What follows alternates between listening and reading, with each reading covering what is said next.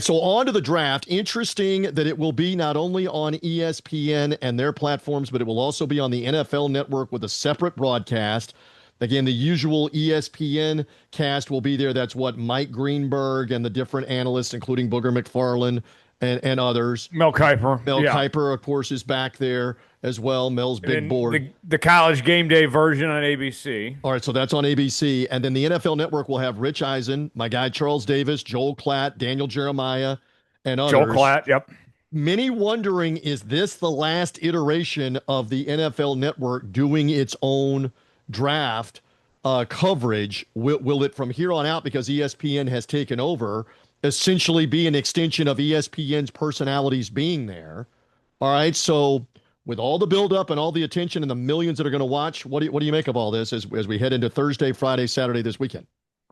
I would be surprised if this is the last time the NFL Network does their own standalone coverage, because if you recall, Roger Goodell many years ago said that he wanted the NFL draft coverage to be similar to the State of the Union, where you have the same event, but you have different people surrounding it, providing their perspectives. And the NFL Network offers something that is totally different from what you're going to see on ESPN and ABC. Now, it is worth noting they are, for the first time, sharing their reporters and correspondents. You're going to have people like Jane Slater and Sal Palantonio appearing on all the channels on NFL Network, ESPN, ABC, and moving back and forth. They have some of their people where they have an NFL Network reporter and an ESPN reporter at the same place, but they're going to be appearing on both channels. Now, so that is different. And great point. And what I'm fascinated by is they were always in pseudo competition for the info, the intel, get it out there first. And so Adam Schefter is still that guy on ESPN, and Ian Rappaport is one of a couple that are that guy, Tom Pelissero and others. I'm fascinated how the insider part will work.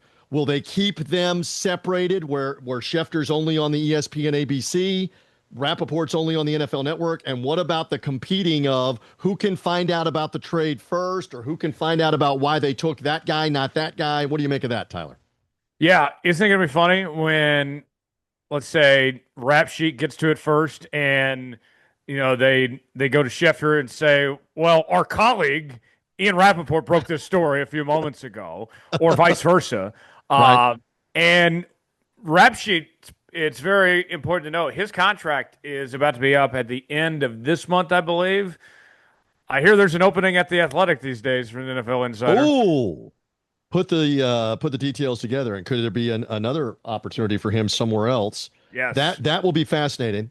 Fascinating. What do you also make of, because there are some reporters that are still doing this, that will tip the draft picks. That, in other words, will put it out on social media specifically minutes before the announcement is actually made. This is the next player that is about to be taken. The NFL has frowned upon that with its broadcast partners, with ESPN and with the NFL Network, of this is a show. After all, we're trying to get people to watch and stay engaged. Don't tip the picks. Where do you come down on that, Tyler Jones?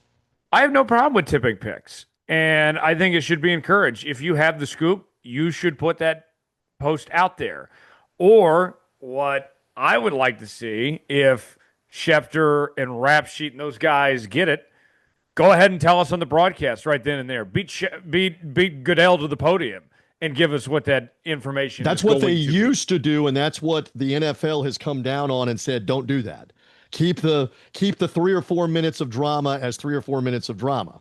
I want to know when it happens. And Yeah. if you don't want to find out, like if you don't like seeing those picks tipped on social media, stay off social media or mute people on X, Right, whatever you right. need to do to avoid that happening. Like, I'm not going to frown on people for being good at their job and going about it that way. So I think that tipping picks is fine. I wish we saw more of it.